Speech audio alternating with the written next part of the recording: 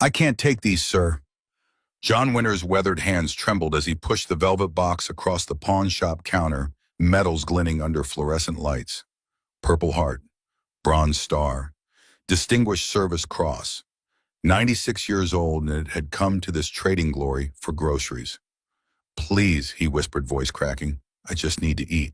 Before we continue with John's story, hit that subscribe button right now. Watch this entire journey with us and comment below which city you are watching from. I want to see how far John's story travels across this country. You won't believe what happens next. Sarah Mallory had worked at Denton's Pawn and Trade for 11 years, and she thought she'd seen everything. But this was different. The old man standing before her wore a pale blue button-down shirt pressed so crisp it could cut paper.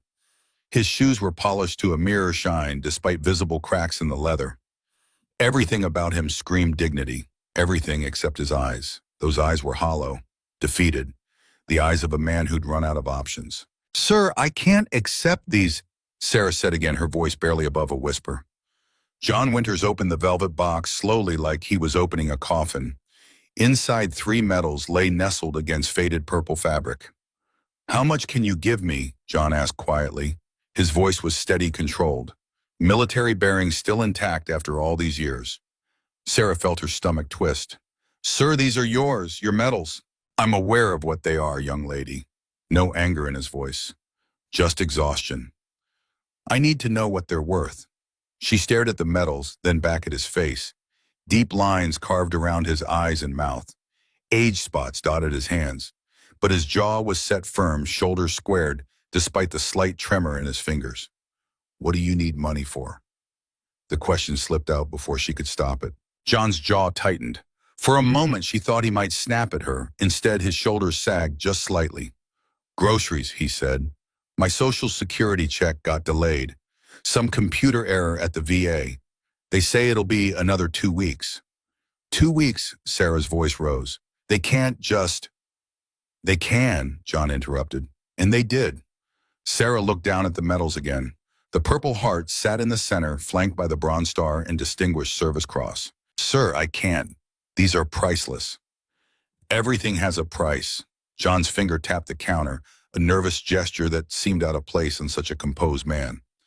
I served in World War II. Normandy Beach, Battle of the Bulge. I watched men die in the snow, their blood turning the ice red. You know what we thought about during those battles? Sarah shook her head, unable to speak. Food. We thought about food, hot meals, our mother's cooking, and now here I am 78 years later and I still can't eat. A bitter laugh escaped his lips. Funny how life circles back. There has to be another way, Sarah insisted. Food banks, churches. I've tried. John's voice remained level, but his fingers gripped the counter edge. The food bank ran out 2 days ago. Won't get another shipment until Friday. The church has already helped me 3 times this month. I have pride left, miss. Not much, but some. Sarah felt tears burning behind her eyes. This wasn't right. This wasn't how it was supposed to work. Men like John Winters were supposed to be taken care of. They'd earned it. They'd bled for it. What's your name, sir? John Winters. Mr. Winters, I'm going to help you, but not like this. Sarah pulled out her phone. Give me a minute. John's eyes narrowed. What are you doing? Something I should have done the second you walked in here. She opened Facebook, hands shaking as she typed. The words came faster than she could think them through. Urgent, 96-year-old World War II veteran trying to sell his Purple Heart Bronze Star and Distinguished Service Cross for groceries. His VA check is delayed 2 weeks. He's standing in front of me right now, and I will not let him sell these medals. Denton community, we need to do better. This man stormed Normandy Beach. He fought in the Battle of the Bulge, and now he can't afford to eat. If anyone can help, please contact me immediately. She hit post before she could second-guess herself. John's face had gone rigid. What did you just do? I posted about you on the community page. You had no right. You have every right, Mr. Winters. Every right to eat, every right to dignity, and I'll be damned if I watch you sell your medals when this town can help. John's hands were shaking now, and not from age. You don't understand. I don't want charity. I don't want pity. It's not charity, it's what you're owed. I'm owed nothing. The words came out sharp, cutting through the air like a blade. Sarah flinched, but she didn't back down. "You're wrong," she said quietly. "You're owed everything." John opened his mouth to argue, but Sarah's phone buzzed, then buzzed again and again. She looked down at the screen. Comments were flooding in. "Oh my God," she whispered. "What?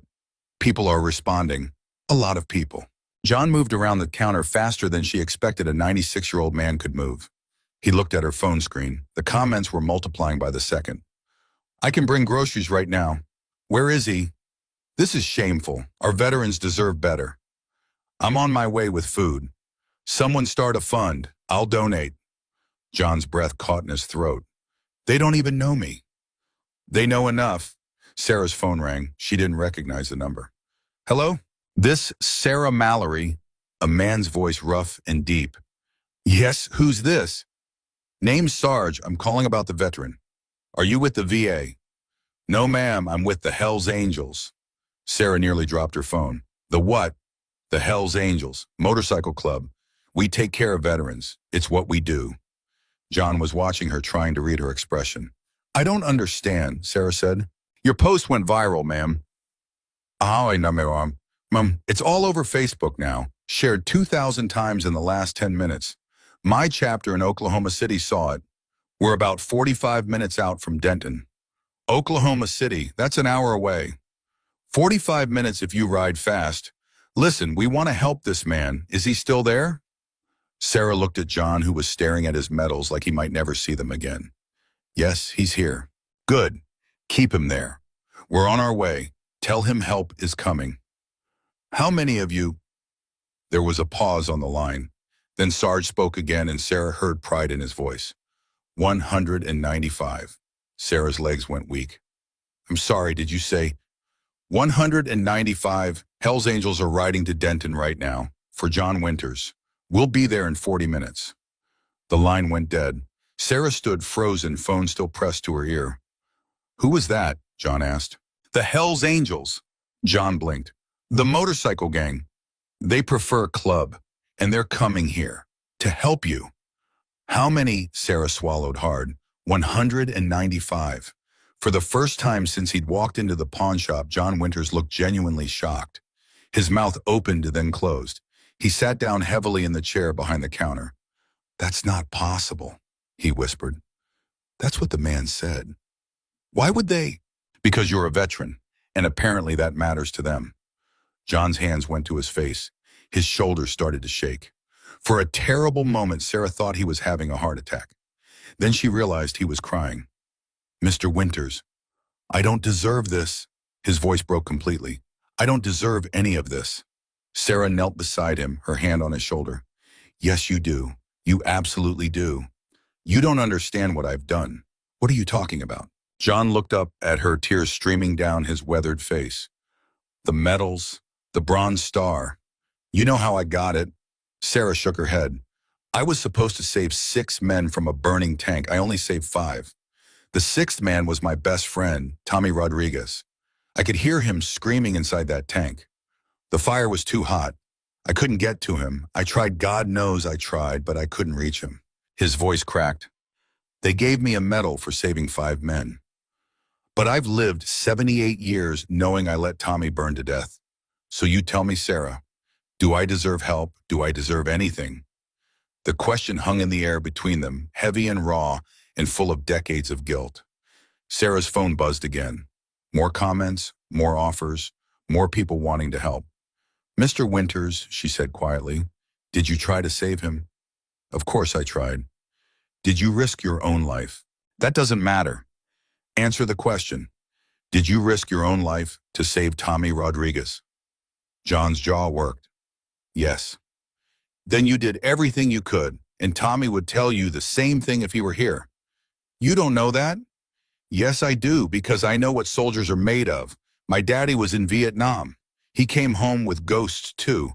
He spent 30 years thinking he should have done more, saved more, been more. You know what killed him?" John shook his head. "Guilt. The guilt ate him alive until there was nothing left but a shell. Don't do that to yourself, not after everything you have survived." Before John could respond, Sarah's phone rang again. Different number. Hello, Sarah Mallory, a woman's voice this time. Yes. My name is Patricia Chen. I'm a reporter with News Channel 12. I saw your post about John Winters. Is he really there? I'm not giving interviews right now. I'm not asking for an interview. I'm asking if you'll let us set up a fund. Public donations. We want to help. Sarah looked at John. A news station wants to set up a donation fund for you. John's eyes went wide. No, absolutely not. Mr. Winters, I said no, I'm not some charity case on the news. Sarah put the phone back to her ear. Can I call you back? Please do, we want to help. This story matters. Sarah hung up and turned to John. Why won't you let people help you? Because I'm not worth it. Stop saying that. It's true, you want to know why my check got delayed because I forgot to verify my address. I forgot.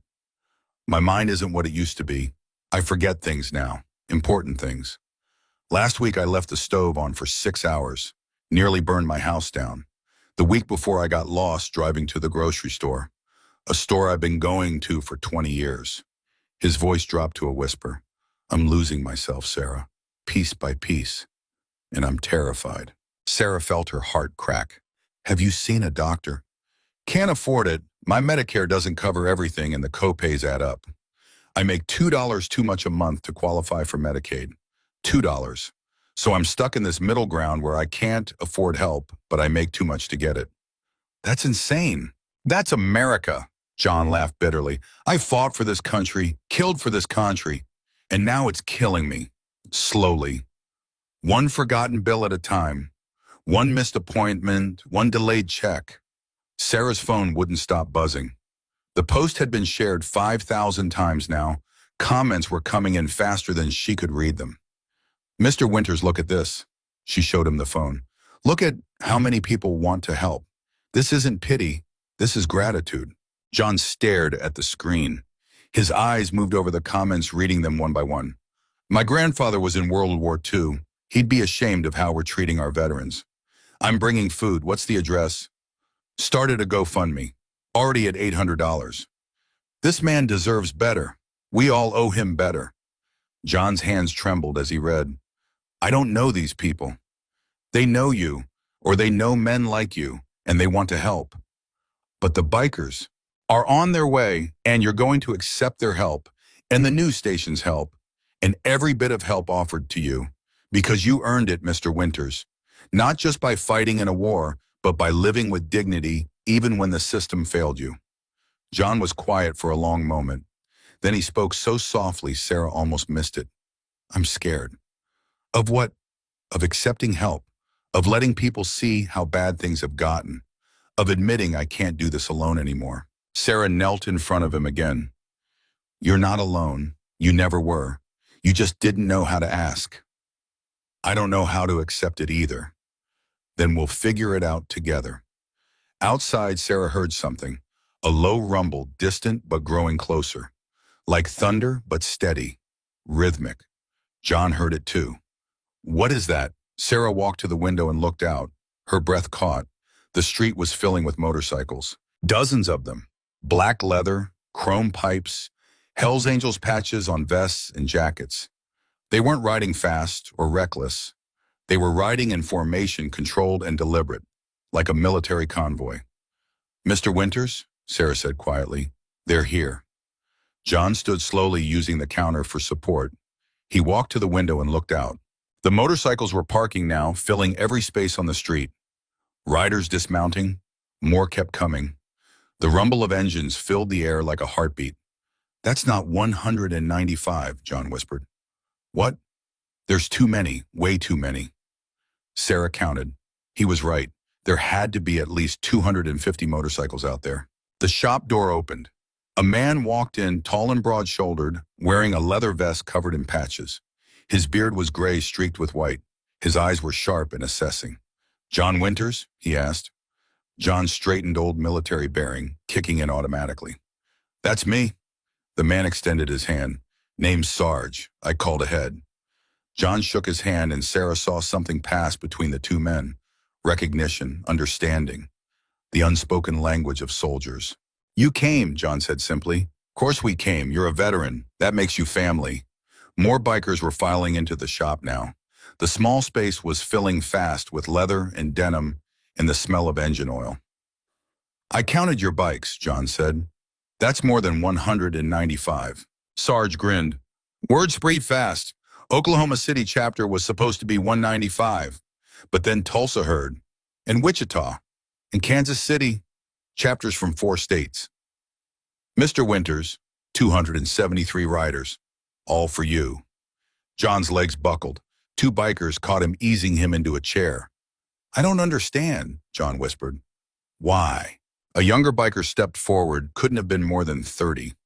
My grandfather was at Normandy, didn't make it off the beach. Every time I ride for him. When I heard about you, I knew I had to come. An older biker spoke up next, his voice rough from years of cigarettes. I'm Vietnam. Nobody thanked us when we came home. Nobody helped us. But I'll be damned if I let that happen to a World War II vet. You deserve better. Another voice, this one female, a woman with silver hair and kind eyes. My husband died in Iraq. He always said the World War II vets were the real heroes. He'd want me here. One by one, the bikers spoke. Each had a reason, a connection, a debt they felt they owed. John listened to all of them, tears streaming down his face. He didn't try to hide them anymore. Sarge knelt in front of John's chair, putting them at eye level. Mr. Winters, we're not here for charity. We're here because you're owed. This country owes you, and we're going to make sure you get what you're owed. I just needed groceries, John said weakly. We know, and you're going to get groceries. But first, we need to talk about your house. John's eyes widened. How do you know about my house? Your neighbor, Mrs. Patterson, saw the Facebook post. She called us, said your roof's been leaking for 6 months, said you've been putting buckets in the attic to catch the water. John's face flushed red. That's none of your... And she said your furnace is shot, and your porch steps are rotting through, and you're too proud to ask for help fixing any of it. I can handle my own. No, you can't. Sarge's voice was gentle but firm. And that's okay. None of us can handle everything alone. That's why we've got each other. A biker near the door spoke up. I'm a roofer. I can fix that leak. Another voice. I do HVAC. I'll get you a new furnace. I'm a carpenter. Those steps are as good as done. I'm an electrician. Let me check your wiring while we're at it. The offers came faster than Sarah could track. Plumbers, painters, landscapers, every trade imaginable, all volunteering their time.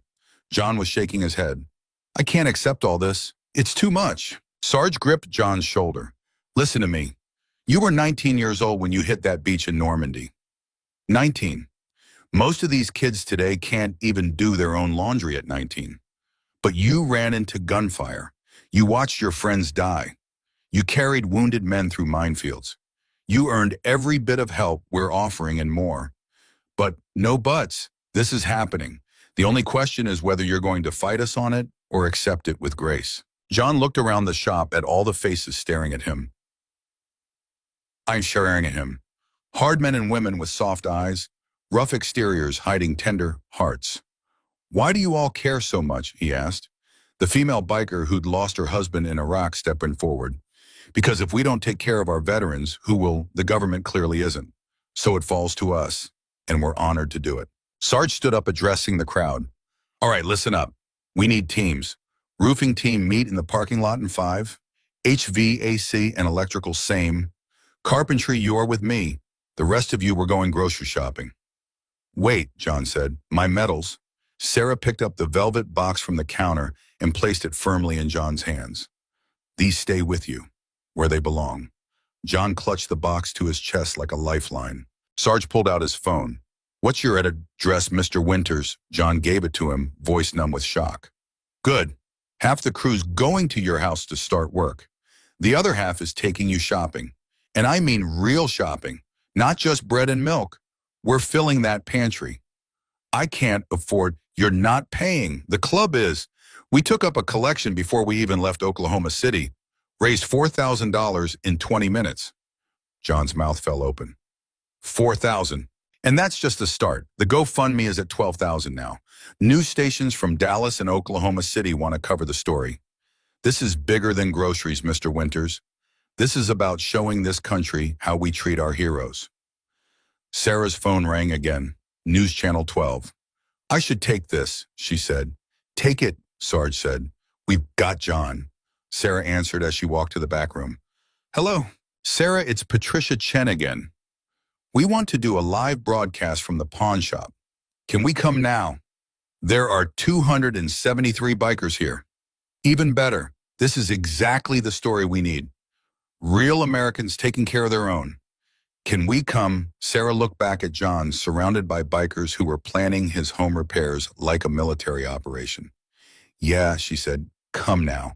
She hung up and returned to the main room. News is coming. They want to film. John looked panicked. I can't be on TV looking like this. I'm a mess. A biker laughed. Brother, you look better than most of us on our best day.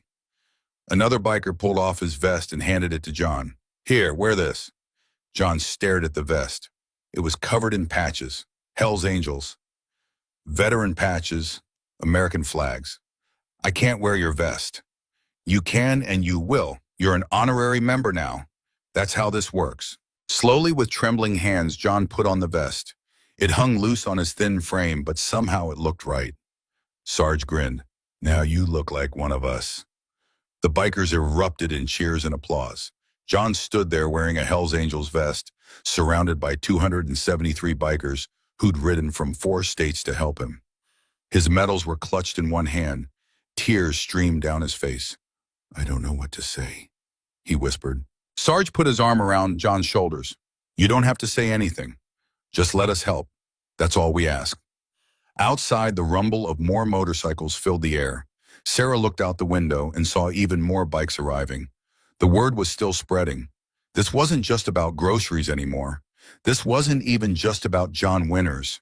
This was about every forgotten veteran, every delayed check, every proud man or woman too ashamed to ask for help. And the Hells Angels had just declared war on that shame. News vans were pulling up now. Cameras were coming out. Reporters were scrambling to get the story. But inside Denton's Pawn and Trade, none of that mattered. All that mattered was an old soldier who'd finally found his tribe, and a community that refused to let him fall. The first news van screeched to a halt outside the pawn shop just as Sarge was organizing the bikers into teams.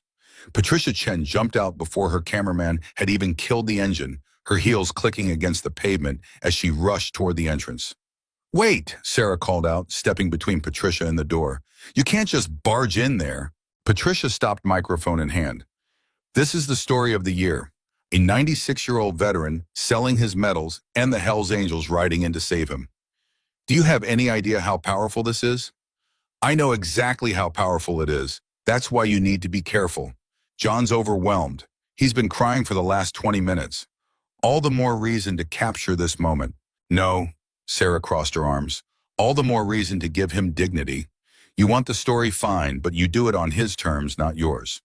Patricia's jaw tightened, but she nodded. What do you suggest? Give him 5 minutes. Let him compose himself.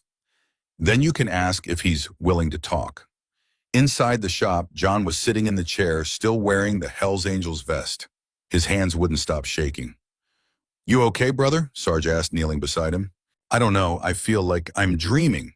Or having a stroke. Maybe both. One of the younger bikers laughed. You're not having a stroke. This is real. That's what worries me, John whispered. What happens when you all leave, when the cameras go away, when everyone forgets about the old man who couldn't feed himself? The laughter died. Sarge's expression hardened. Look at me, he said. John met his eyes. We're not forgetting. This isn't some feel-good story we walk away from. You're family now. That means we check on you. That means we make sure you're okay. Every week, every month, for as long as you need us. You can't promise that. I just did. And I don't break promises to brothers. A biker near the window spoke up. Cameras are here. John's whole body tensed. I can't do this. Yes, you can, Sarah said, walking back into the shop. But only if you want to. The reporter wants to talk to you, but I told her it's your choice. What would I even say? Sarge stood up. You tell the truth about the medals, about the VA check, about how the system failed you, because if you don't, nothing changes. Other veterans will keep falling through the cracks. John looked down at his medals still clutched in his hand. Tommy would have known what to say. He was always better with words. Tommy, Sarge asked. My best friend died in a tank fire in '44. I couldn't save him. The room went quiet. Every biker in that shop understood survivor's guilt. They'd all lost people. Brothers in arms, friends who didn't make it home. The female biker who'd lost her husband stepped forward. What would Tommy want you to do? John thought for a long moment. He'd want me to fight. He always said, I gave up too easy on myself. Then fight, talk to that reporter, tell the world what's happening to veterans. Make them listen. John took a deep breath and stood up. His legs were still shaky, but his jaw was set. Okay, he said. I'll do it. Sarah opened the door. Patricia Chen walked in slowly, her cameraman following. She'd left the aggressive reporter persona outside. Now she just looked like a woman who cared. Mr. Winters, she said softly. I'm Patricia Chen. Thank you for agreeing to talk. John nodded stiffly. I don't know what you want me to say. Just tell me what happened. Start from the beginning. The cameraman raised his camera. The red light came on. John stared at it like it was a loaded gun. My social security check was delayed, he started, voice rough. Computer error at the VA. They said 2 weeks. I had $8 to my name. I needed food. So you came here to sell your medals. I didn't want to, but I was out of options. Food banks were empty. Churches had already helped me too much. I couldn't ask again. Patricia's voice was gentle. What do these medals mean to you? John looked down at them. Everything and nothing. They're proof I survived when better men didn't. Every time I look at them, I see the faces of the guys who should have gotten them instead of me. You earned them. Did I? John's voice cracked. I got the Bronze Star for saving 5 men from a burning tank. But there were 6 men in that tank. The 6th was Tommy Rodriguez. My best friend. I can still hear him screaming. I couldn't reach him. The fire was too hot. Patricia's eyes were wet. Behind the camera, her cameraman was blinking rapidly. Mr. Winters, you risked your life trying to save him. Trying doesn't bring him back. I've lived 78 years that Tommy didn't get. Every birthday, every Christmas, every moment of happiness felt stolen. Like I was living the life he should have had. Sarge put his hand on John's shoulder. That's survivor's guilt talking. Your friend wouldn't want you to suffer. How would you know? Because I've been there. Iraq, 2007. My best friend stepped on an IED meant for me. I watched him die. Took me 15 years to forgive myself for surviving. And you know what finally helped? John shook his head, realizing that honoring his memory, it didn't mean destroying myself. It meant living well, living fully, for both of us. John's shoulders started shaking again. Patricia gestured to her cameraman to keep rolling. Mr. Winters, she said, what do you want people to know? He looked directly at the camera. I want them to know this isn't about me. There are thousands of veterans out there right now who are one missed check away from homelessness, one medical bill away from bankruptcy. The system is broken, and we're the ones paying for it. What needs to change? Everything. The VA needs to process checks faster. Medicare needs to cover more. Social Security needs to be enough to actually live on. We fought for this country, we bled for it, and now we're being told we're too expensive to take care of. His voice was rising, gaining strength. The shaking had stopped. I'm 96 years old. I should be spending my last years in peace. Instead, I'm counting pennies and skipping meals. That's not right. That's not what we fought for. Patricia turned to Sarge. And the Hells Angels? Why are you here? Because somebody has to be. If the government won't take care of our veterans, we will. What are you planning to do for Mr. Winters? Fix his roof, replace his furnace, repair his porch, fill his pantry, whatever he needs.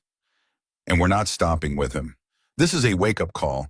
Every chapter across the country is going to start looking for veterans who need help. This is our mission now. A biker near the back shouted, "Damn right it is!" The others erupted in agreement, voices echoing off the walls. Patricia smiled. That's quite a commitment. It's the least we can do, Sarge said. These men and women gave everything for us. Time to return the favor. The shop door burst open. A young man rushed in, out of breath. Sorry I'm late, he gasped. I'm with the GoFundMe team. The fund for Mr. Winters just hit $30,000. The room exploded. Bikers were cheering, clapping each other on the back. Sarah grabbed John's arm to keep him from falling. 30,000, John whispered. That can't be right. The young man pulled out his phone, showing the screen to John. See for yourself, and it's still climbing. $500 just came in while I was walking through the door. John stared at the numbers, unable to process them. I don't understand. I don't know these people. They know you now, Patricia said, and they want to help. Sarah's phone rang again. She stepped outside to answer. Sarah Mallory. Yes. This is Senator Davidson's office. The senator saw the story about John Winters. He wants to meet with Mr. Winters tomorrow to discuss VA reform. Sarah's heart skipped. Are you serious? Completely. The senator is appalled by what happened. He wants to use Mr. Winters' story to push for legislation. Hold on. Sarah ran back inside. John, there's a senator on the phone. He wants to meet with you about VA reform. John looked at her like she'd grown a second head. A senator. Senator Davidson. He saw the news coverage. Sarge grinned. This is getting bigger than we thought.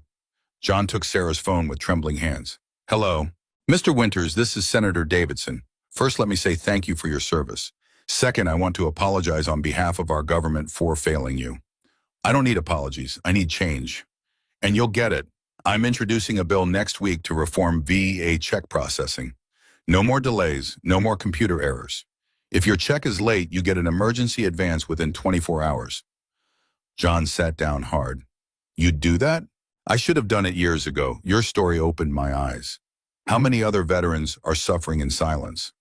Too many. Then help me fix it. Come to Washington. Testify before Congress. Tell them what you told that reporter. Make them listen. I'm 96 years old. I can barely make it to the grocery store. We'll arrange everything. Transportation, hotel, meals, all covered. All you have to do is show up and tell the truth. John looked around the room, at the bikers who'd ridden hundreds of miles for him, at Sarah who'd refused to let him sell his medals, at the reporter who was giving him a voice. Okay, he said, I'll do it. The bikers erupted again. Sarge pulled John into a bear hug. That's my brother, he shouted. Patricia's phone was ringing now. She answered, listen, then her eyes went wide. Mr. Winters, that was my producer. Good Morning America wants you on tomorrow's show. Live interview. John felt dizzy. This is too much. It's happening too fast. This is what change looks like, Sarge said. Fast and loud and impossible to ignore. Another biker's phone rang. Then another, then 5 more. Everyone was getting calls, texts, messages. Sarah's phone buzzed with a text from her manager at the pawn shop. Close the shop. Take the rest of the week off. This is more important. She showed John the message. My boss wants me to help you through all this. You don't have to. I want to. Someone needs to keep track of everything that's happening. A biker pushed through the crowd. Mr. Winters, my wife's a lawyer. She specializes in elder care. She wants to help you set up a trust for the GoFundMe money. Make sure it's protected. Another voice. My sister works at the VA. She's already filed an emergency claim for your delayed check. Should be processed by tomorrow. I run a home care service, a female biker said. We'll send someone good to check on you 3 times a week. No charge. The offers kept coming faster than John could process. His head was spinning. Stop, he said quietly. No one heard him. Stop, he shouted. The room fell silent. John stood up, swaying slightly. I need air, please. I just need a minute. Sarge immediately cleared a path. Give him space. Everyone out. The bikers filed out quickly, no arguments. Within 30 seconds, the shop was empty except for John, Sarah, and Sarge. John walked to the window, staring out at the crowd of motorcycles and news vans. This morning I woke up alone, he said. I ate half a can of soup for breakfast because that's all I had. I spent 2 hours working up the courage to bring my medals here. I thought I was invisible. Forgotten. You're not, Sarah said. I know that now. But it's terrifying. All these people looking at me expecting something. What if I let them down? Sarge walked over to stand beside him. You won't. How can you be sure about? Because you already did the hardest part. You asked for help. Everything else is just details. John's reflection stared back at him from the window. An old man in a Hells Angels vest surrounded by more support than he'd had in decades. I wish Tommy could see this, he whispered. Maybe he can, Sarge said. Maybe that's why it's happening. Maybe he's been watching out for you all along, waiting for the right moment. You believe in that stuff, heaven and angels. I believe in brothers looking out for each other, whether they're here or gone. Outside, a commotion started, voices raised, shouting. Sarah looked out the window. Oh no. What? John asked. There's a man out there. He's yelling at the bikers. Says this whole thing is a publicity stunt. Sarge's jaw tightened. Stay here. He walked outside. Sarah and John watched through the window. The man was in his 50s, red-faced and angry. This is fake. These bikers don't care about veterans. They're just using this old man for attention. Sarge walked up slowly, hands visible, non-threatening. Who are you? Name's Keith Brennan. I'm a veteran too. Marines, and I'm calling bullshit on this whole show. What makes you think it's fake? Because where were you all when I needed help? Huh? Where were the Hells Angels when I lost my house? When I was sleeping in my car, I didn't get any GoFundMe. I didn't get any news coverage. Just him. He pointed at the pawn shop. Just the cute old World War II guy with his medals. The other bikers were getting agitated, but Sarge held up his hand, keeping them back. You're right, Sarge said. Keith blinked. What? You're absolutely right. We should have been there for you too, and we weren't. That's on us. I don't want your pity now. Not pity, help. When's the last time you ate? Keith's anger faltered. What? When's the last time you had a real meal? I don't see how that's... Answer the question, Marine. Keith's shoulders slumped. 2 days ago, Sarge turned to the other bikers. Who's got food? 5 bikers immediately pulled out sandwiches, protein bars, water bottles. They handed them to Keith without a word. Keith stared at the food, then at Sarge. I don't understand. You're a veteran. That makes you family. And we failed you. We're going to fix that right now. What do you need? I need a job. I need a place to live. I need... His voice broke. I need people to stop looking at me like I'm trash. Done. Jake, you still hiring at the construction company? One of the bikers stepped forward. Always got room for a Marine. Can you start Monday? Keith nodded, unable to speak. Lisa, your rental property's still vacant. The female biker who'd lost her husband spoke up. First month free for a veteran. Sarge looked back at Keith. That work for you. Keith's face crumpled. He started crying right there in the middle of the street. Inside the pawn shop, John watched with tears streaming down his face. That could have been me, he whispered, angry and alone, thinking nobody cared. Sarah put her hand on his shoulder. But it's not you, and it's not going to be him either. Not anymore. Sarge brought Keith inside. The Marine's face was blotchy from crying. Mr. Winters, Sarge said, this is Keith Brennan, Marines Afghanistan veteran. He's joining the family. John stood up and extended his hand. Keith shook it. Thank you for your service, John said. Keith laughed bitterly. I should be saying that to you. We both served. That's all that matters. I came here to cause trouble. I was angry. You had every right to be angry. The system failed you too. Keith looked at the medal still sitting on the counter. Bronze Star Distinguished Service Cross. You're a real hero. No, I'm just a man who survived, same as you. I don't have any medals. Doesn't matter. You wore the uniform. You served. That's enough. Something shifted in Keith's expression. The anger drained away, replaced by something softer. Hope, maybe. Patricia Chen was filming everything. Her cameraman had tears on his cheeks. This is incredible, she whispered to Sarah. This is what America should be. This is what it can be, Sarah corrected, when we decide to take care of each other. Sarge's phone rang. He answered, listened, then his face broke into a huge grin. Mr. Winters, you're not going to unbelieve this. What now? That was the CEO of Harley-Davidson. They want to give you a motorcycle.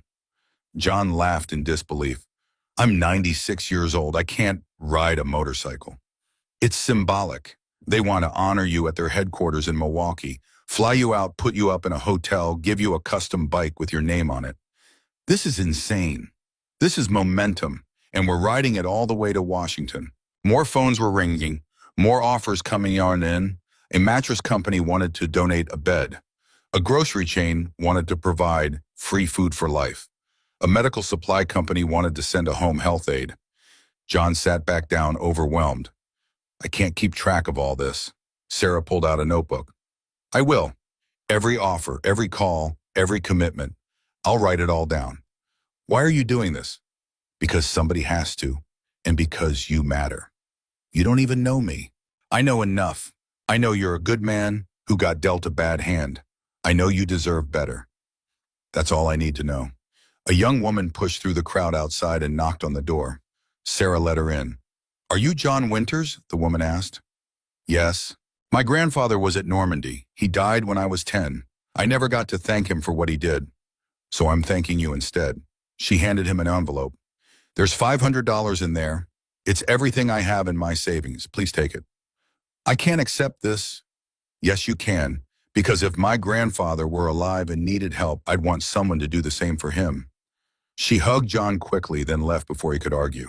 John opened the envelope. 5 $100 bills. She gave me everything, he whispered. People are good, Sarge said. We just forget sometimes. Take something like this to remind us. The door opened again. An elderly woman walked in using a walker. Mr. Winters, my name is Dorothy Chen. I'm Patricia's mother. I was a nurse during Korea. I heard what happened to you and I had to come. She pulled out a small box and handed it to John.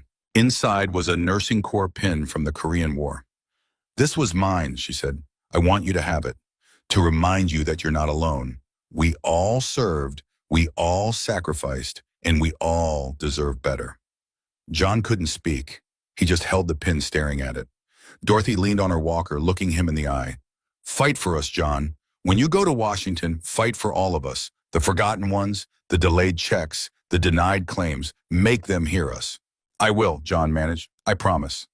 Dorothy smiled. I know you will. You're a fighter. I can see it in your eyes. She patted his hand and walked back out. Sarah added Dorothy's name to her list.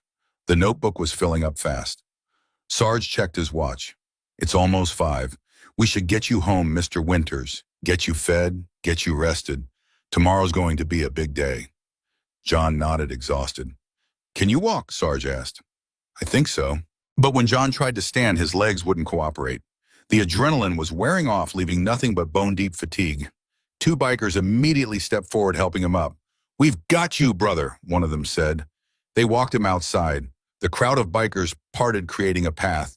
Every single one of them saluted as he passed. John stopped halfway through, looking at all the faces, young and old, men and women, all united by one thing: respect. Thank you, he said, voice carrying across the street. All of you. Thank you. The bikers didn't cheer this time. They just stood there, hands raised in salute, honoring the man they had come to help. Sarge led John to a motorcycle with a sidecar. Ever ridden in one of these? Not since 1946. Then you're overdue. They helped John into the sidecar, making sure he was secure. Sarah climbed on the back of another bike. The convoy started moving, 273 motorcycles escorting John Winters home. People came out of their houses to watch. They lined the streets, phones out filming. John waved at them, and they waved back. For the first time in longer than he could remember, John Winters didn't feel invisible. He felt seen. He felt valued. He felt like he mattered. And as the motorcycles rumbled through the streets of Denton, John clutched his medals in one hand and Dorothy's nursing pin in the other, and he let himself believe that maybe, just maybe, everything was going to be okay. The motorcycles pulled up to John's house just as the sun was setting. The small ranch-style home looked worse than Sarah had imagined. The roof sagged and the middle shingles missing in patches. The porch steps were rotted through yellow caution tape wrapped around them. Paint peeled from the siding in long strips. John stared at his own house like he was seeing it for the first time.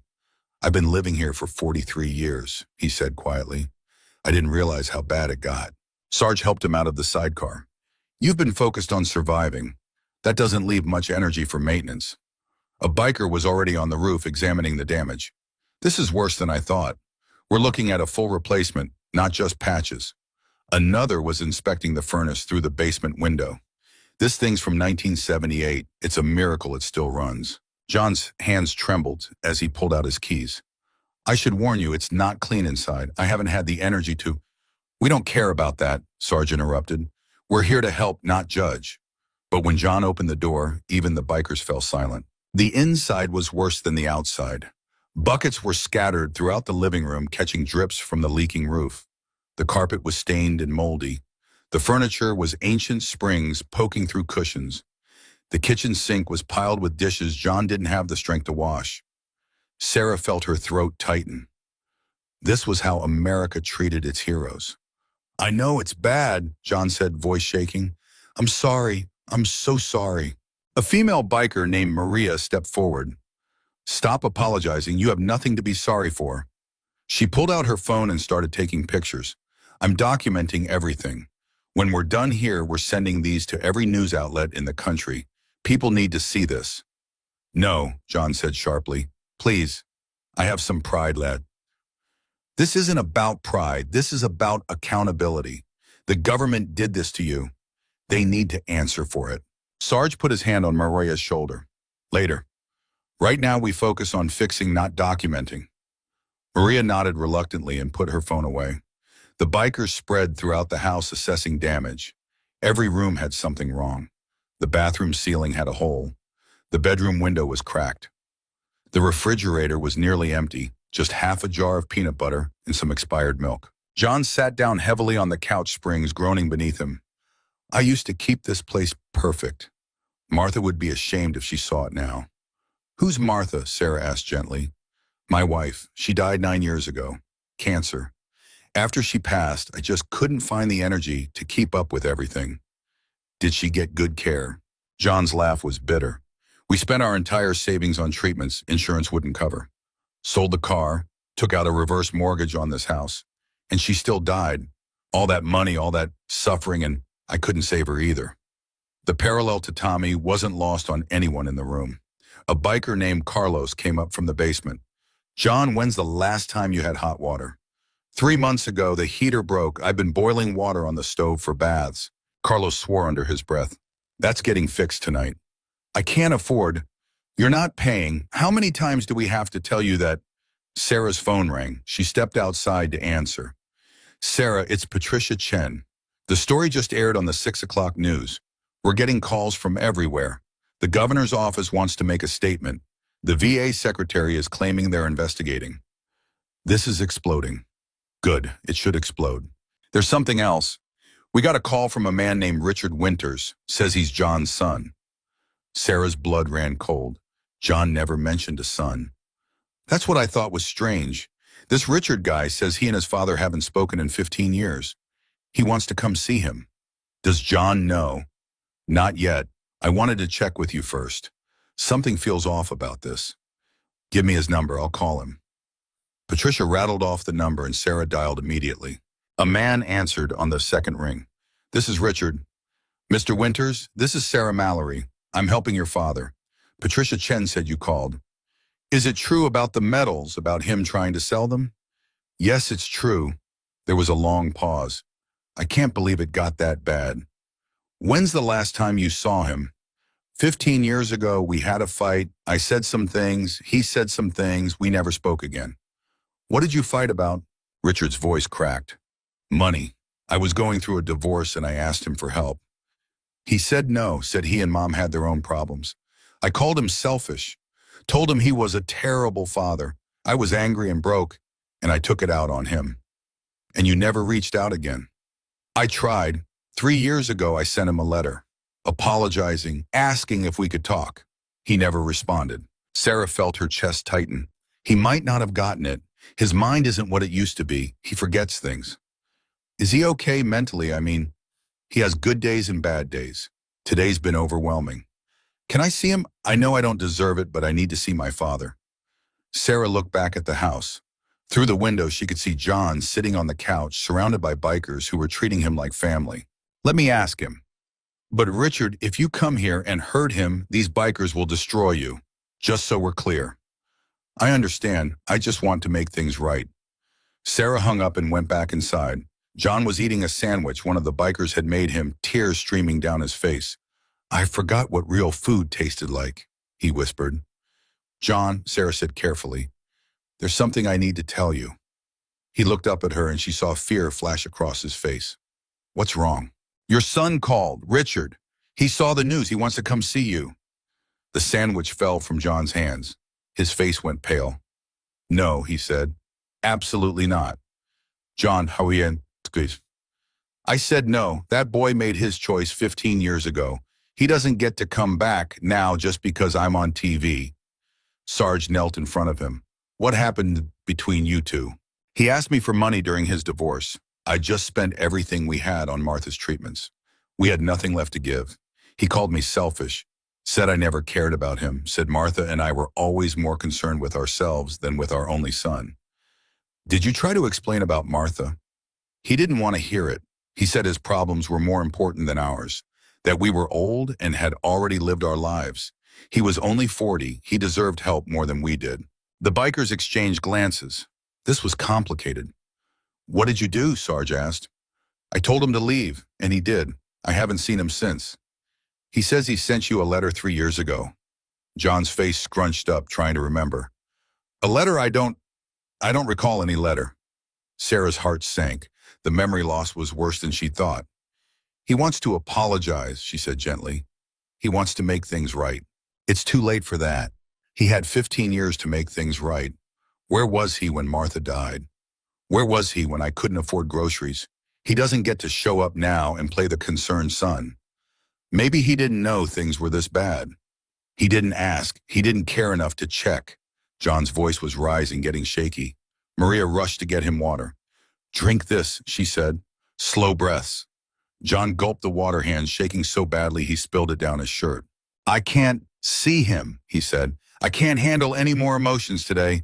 I'm all used up. That's fair, Sarge said. We'll tell him to wait. Maybe tomorrow, maybe next week. On your timeline, not his. But before Sarah could call Richard back, headlights swept across the living room window. A car was pulling into the driveway. Who's that? John asked. Sarah looked out the window and cursed. It's a news van, and there's another one, and another. Within minutes, 5 news vans were parked on the street. Reporters were setting up cameras. How did they find the house? Maria demanded. Public record. Patricia's voice came from the doorway. She just arrived. I'm sorry, John. I tried to keep the address private, but someone leaked it. The bikers immediately formed a perimeter around the house. No one was getting to John without going through them first. A reporter knocked on the door. Sarge answered. We'd like to speak with Mr. Winters. He's not taking visitors. The public has a right to know. The public can wait. He's exhausted. Another reporter pushed forward. Is it true his son abandoned him? John made a strangled sound from the couch. Sarge's expression went dark. Get off this property. Now. We're on the sidewalk, public property. Then stay on the sidewalk, but if any of you step 1 foot onto his lawn, we're going to have problems. More cars were arriving. Not just news vans now. Regular people. They were parking on the street, getting out, walking toward the house with flowers and food and cards. This is insane, Sarah muttered. An elderly woman approached the bikers. I brought soup. Can I give it to Mr. Winters? Sarge examined her carefully. What kind of soup? Chicken noodle. My grandmother's recipe. I heard he was hungry. Sarge took the soup and handed it to Maria, who brought it inside. Tell her thank you, John said quietly. More people kept coming. A young mother with her children brought a homemade pie. A man in a business suit brought a check for $500. A teenager brought his allowance money, $32, in crumpled bills. Each person handed their gift to the bikers, who brought them inside. Soon the kitchen counter was covered with food and cards and money. John watched it all from the couch, unable to process what was happening. They don't even know me, he kept repeating. They know what you represent, Patricia said gently. You're every forgotten veteran, every delayed check, every broken promise. People are angry, John, and they're showing that anger through kindness. A loud engine roar cut through the noise. A pickup truck pulled up, bed filled with lumber and roofing supplies. A man climbed out mid-50s with a tool belt. I'm Mike Patterson. I own a construction company 2 towns over. Heard you needed a new roof. I brought supplies and a crew. We start tomorrow at dawn. Another truck pulled up behind him, then another. Soon there were 6 construction vehicles parked on the street. We're all donating our time, Mike said. Supplies, labor, everything. This house is getting a complete renovation, free of charge. John tried to stand, but his legs wouldn't cooperate. I can't accept all this. It's too much. You don't have a choice, Mike said firmly. It's happening whether you like it or not. We're Americans and we take care of our own, even if our government won't. More headlights. This time it was a large van. The side read, Valley Home Medical Supply. A woman got out carrying boxes. I'm Jennifer Walsh. We're donating a hospital bed wheelchair walker and emergency alert system. Where should we set it up? The bikers directed her to the bedroom. I don't need a hospital bed, John protested. Yes, you do, Maria said. Your mattress has springs poking through. You're sleeping on that thing tonight. But no buts. This is happening. John looked at Sarge desperately. This is too much. Tell them it's too much. It's not enough, Sarge said. It'll never be enough to make up for what you've been through. So just sit there and let people help. Sarah's phone rang again. She was almost afraid to answer. Sarah Mallory. Yes. This is Amanda Foster with the White House press office. The president would like to speak with Mr. Winters. Sarah nearly dropped the phone. The president? The entire room went silent. Every head turned toward her. Yes, he's been following the story. He'd like to call Mr. Winters tonight if possible. Hold on. Sarah covered the phone. John, the president wants to call you. John laughed a slightly hysterical sound. Sure, why not? At this point, nothing surprises me anymore. When Sarah asked into the phone, 10 minutes. We'll call this number. Sarah hung up and looked at John. The President of the United States is calling you in 10 minutes. John put his face in his hands. This is a dream. I'm dreaming. Or I'm dead. Maybe I'm dead and this is heaven. You're not dead, Sarge said. You're just finally getting what you deserve. Maria was frantically trying to clean up the living room. Other bikers were organizing the food donations. Everyone was moving with purpose, trying to make the space presentable for a presidential call. Does it matter what the room looks like? John asked. He can't see through the phone. It matters to us, Maria said. 8 minutes later, the room was as clean as they could make it. The buckets were emptied and hidden. The dishes were washed. The worst of the clutter was cleared. John sat on the couch, freshly changed into a clean shirt one of the bikers had brought. His hands wouldn't stop shaking. What do I say to the president? The truth, Sarge said, same as you told everyone else. 2 minutes later, Sarah's phone rang. She put it on speaker and handed it to John. Hello? John's voice cracked. Mr. Winters, this is President Matthews. First, let me say thank you for your service to this country. John's eyes filled with tears. Thank you, Mr. President. I saw your story on the news tonight. I have to tell you I'm ashamed. Ashamed that a man who stormed Normandy Beach was forced to sell his medals for groceries. That's unacceptable. It's not your fault, sir. It's all our faults. The VA, Congress, the entire system. We've failed our veterans. We've failed you. And I'm going to fix it. How do I? I'm issuing an executive order tomorrow. Any veteran whose benefits are delayed for any reason will receive an emergency payment within 48 hours. No exceptions, no red tape. It's a stopgap measure until Congress can pass comprehensive reform. John couldn't speak. He just sat there, tears streaming down his face. Mr. Winters, are you there? I'm here, sir. I don't know what to say. You don't have to say anything. Just know that your sacrifice mattered. It still matters. And I'm going to make sure every veteran in this country knows they matter too. Thank you, John whispered.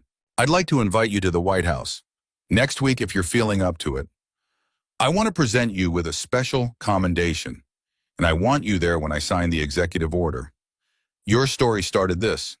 You should be there when we fix it. I'll be there, John said, voice stronger now. Good. My staff will coordinate everything, and Mr. Winters, keep those medals. They belong to you. They represent the best of what America can be. Don't ever let anyone make you feel like you have to give them up. I won't, sir. God bless you, Mr. Winters, and God bless the United States of America. The line went dead. For a long moment, no one moved. No one spoke. Then Sarge started clapping. The other bikers joined in. Soon the entire room was applauding. John sat there, phone still in his hand, staring at nothing. I'm going to the White House, he said softly. The president invited me to the White House. You deserve it, Sarah said. Tommy should be here for this. He was the brave one. He was the one who deserved medals and recognition. Not me. An old biker with white hair stepped forward. My name's Earl. I was in Vietnam. Lost my best friend to a sniper. I carried the same guilt you're carrying for 40 years. You know what finally helped? John shook his head, realizing that my friend didn't die so I could spend the rest of my life miserable. He died so I could live. Really live. Honor his sacrifice by being happy, by accepting good things when they come, by believing I deserve them. But I couldn't save him. Neither could I. But I can save his memory by living well, by helping others, by making sure his death meant something. Earl knelt in front of John. Your friend Tommy, he'd be proud of you right now. Not for the medals, for surviving, for fighting, for finally letting people help. John's face crumpled. I miss him so much. I know, but he's not really gone. He's in every good thing you do, every life you touch, every veteran you help by telling your story. That's how he lives on. Before John could respond, there was a commotion outside. Shouting, raised voices. Sarge went to the window. We've got a problem. What now? Maria asked. There's a man trying to get through the perimeter. Says he's John's son. John's entire body went rigid. Richard. Should we let him through? Sarge asked. I don't know. I don't know if I can handle this right now. Sarah looked out the window. Richard Winters stood at the edge of the property arguing with two bikers. He was in his mid-50s, graying hair, wearing a rumpled suit. His face was red and tear-stained. Please, Richard was saying, I just need to see my father. Just for 5 minutes. He doesn't want to see you, one of the bikers said. I know I don't deserve it. But please, I've been watching the news all day, seeing what my father's been going through, knowing I could have helped. I should have helped. I need to apologize. You had 15 years to apologize. I was too proud, too stubborn. I was wrong and I know it, and I just need him to hear me say it. Richard's voice broke completely. He fell to his knees on the sidewalk sobbing. Inside the house, John listened to his son crying, his hands clenched into fists. What do you want to do? Sarge asked gently. John stood up slowly. I need to see him. Are you sure? No, but I'm doing it anyway. The bikers parted as John walked to the door. He stepped outside, moving carefully down the broken porch steps. Richard looked up and saw his father. He scrambled to his feet. Dad. Richard. They stared at each other across the lawn. 15 years of silence hung between them. I'm sorry, Richard said. I'm so sorry. I was selfish and cruel, and I said things I didn't mean. I hurt you when you were already hurting, and I've regretted it every single day since. John said nothing. I sent you a letter 3 years ago. Did you get it? I don't remember a letter. Of course you don't, because I'm such a coward that I sent a letter instead of showing up in person, instead of swallowing my pride and knocking on your door. Why are you here now? Because I saw you on TV trying to sell your medals, and I realized what a piece of garbage I've been. My father is a war hero who can't afford to eat, and I've been living in a nice house with a good job, and I never once checked on you. What kind of son does that? The kind of son who was hurt and angry. That's no excuse. No, John said quietly. It's not, but I understand it. I was hurt and angry too. Richard took a step forward. Can you forgive me? John was quiet for a long time. Everyone waited. I don't know, he said finally. I'd like to, but I don't know if I can. That's fair. That's more than fair. Richard wiped his eyes. Can I at least help with the house, with whatever you need? These people are already helping. Then let me help them help you. Please, Dad. I need to do something. I need to feel like I'm not completely worthless. John looked at his son, really looked at him. He saw his own eyes, Martha's nose, the family resemblance, undeniable. He also saw regret, real genuine regret. Okay, John said, you can stay, you can help. But Richard, yes. If you hurt me again, I won't survive it. I'm too old and too tired. So if you're going to stay, you stay all the way. No disappearing, no more 15-year silences. Richard nodded frantically. I promise. I swear to God, I promise. Then come inside. Richard crossed the lawn slowly like he was approaching something sacred. When he reached his father, he stopped. Can I hug you? John hesitated, then nodded. Richard wrapped his arms around his father and held on tight. Both men were crying. The bikers watched in silence, many of them wiping their own eyes. This was healing in real time, broken families mending, old wounds closing. Sarge put his hand on Sarah's shoulder. That's the real miracle. Not the money or the fame or the presidential call. This, a father and son finding each other again. Do you think it'll last? Sarah whispered. I hope so, for both their sakes. Inside the house, Richard looked around at the damage, the buckets, the peeling paint. Dad, how long has it been like this? A while. Why didn't you call me? You made it clear you didn't want to be called. That was 15 years ago. People change. Do they? John's voice was sharp. Or do they just feel guilty when they see their father on TV? Richard flinched like he'd been slapped. That's fair. I deserve that. Yes, you did. They stood there, the air thick with tension. Maria broke the silence. Anyone hungry? We've got enough food to feed an army. The tension broke slightly. Richard laughed, watery and weak. I could eat. The bikers set out the donated food on every available surface. There were casseroles and pies and sandwiches and fruit and more cookies than anyone could count. John sat down with a plate, Richard beside him. They ate in awkward silence while the bikers moved around them, continuing to organize and plan the renovation.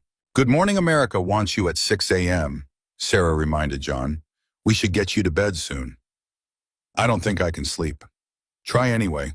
Tomorrow's going to be even crazier than today. John looked at the hospital bed that had been set up in his room, brand new with clean sheets and a remote control.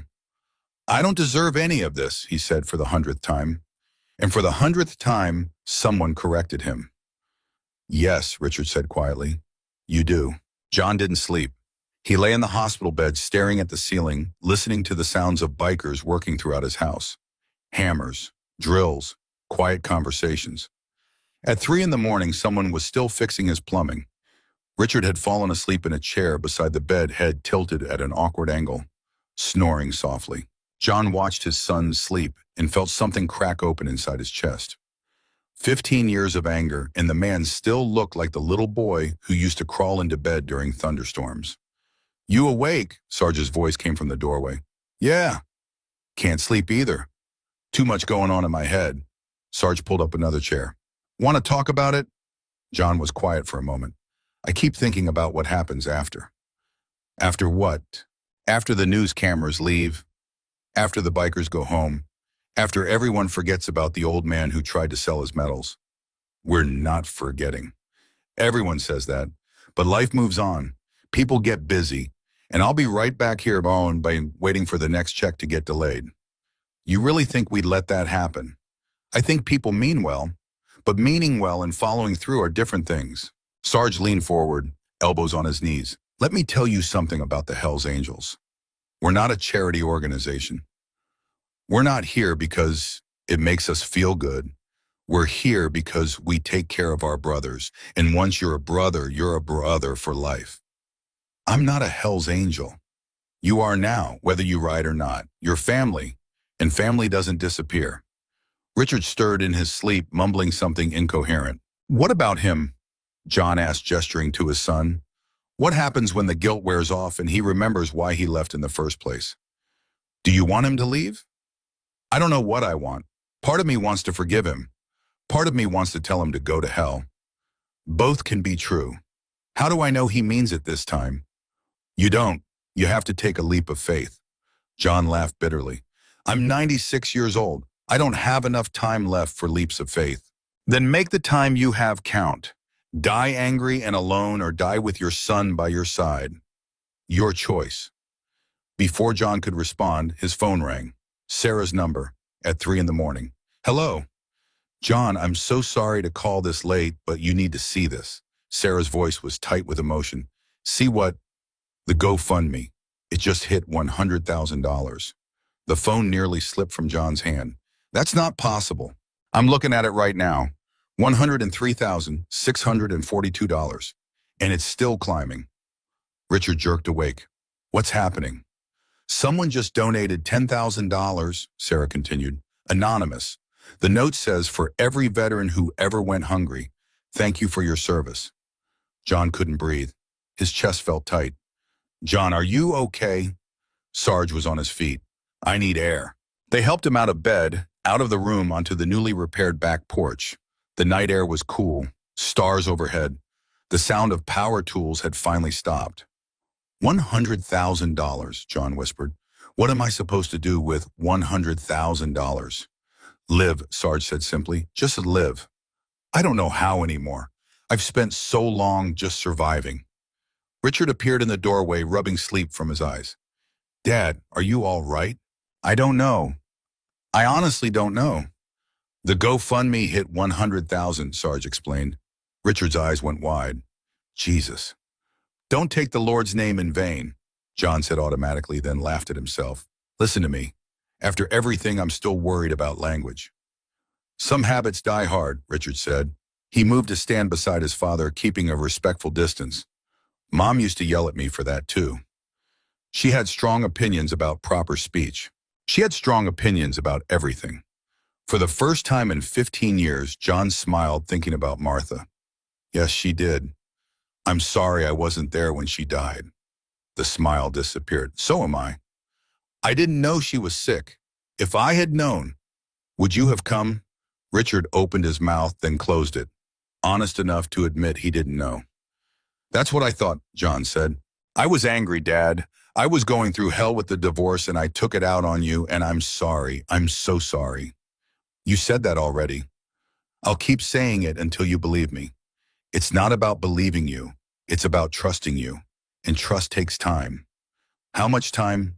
However long it takes. Sarah came outside, phone in hand. The news crews are setting up already.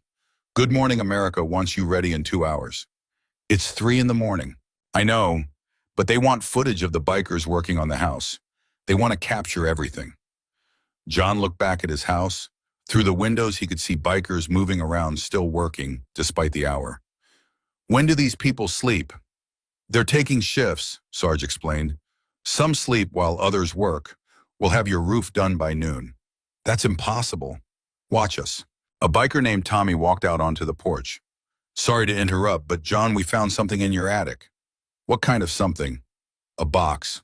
Looks old, military stuff. We didn't want to go through it without asking. John frowned. I don't remember putting anything in the attic. Could be Martha's, Richard offered. She was always storing things up there. They went inside and climbed the attic stairs. The space was cramped and dusty, but the bikers had already cleared out most of the water-damaged items. Tommy pointed to a green military footlocker in the corner. That one. John's breath caught. He knew that footlocker. Dad? Richard asked. What is it? That's Tommy's. Tommy Rodriguez, your friend who died. After the war, his family sent me his personal effects. They didn't want them. Said it hurt too much to look at. I put the box up here and never opened it. 78 years, Sarge said quietly. You've been carrying it for 78 years. John knelt in front of the footlocker. His hands shook as he reached for the latch. Are you sure you want to do this? Richard asked. No, but I'm doing it anyway. The latch clicked open. John lifted the lid. Inside were photos, letters, a harmonica, dog tags, and a journal. John picked up the journal with trembling hands. Tommy's handwriting on the cover, Thomas Rodriguez, Private First Class. He kept a journal, John whispered. I never knew.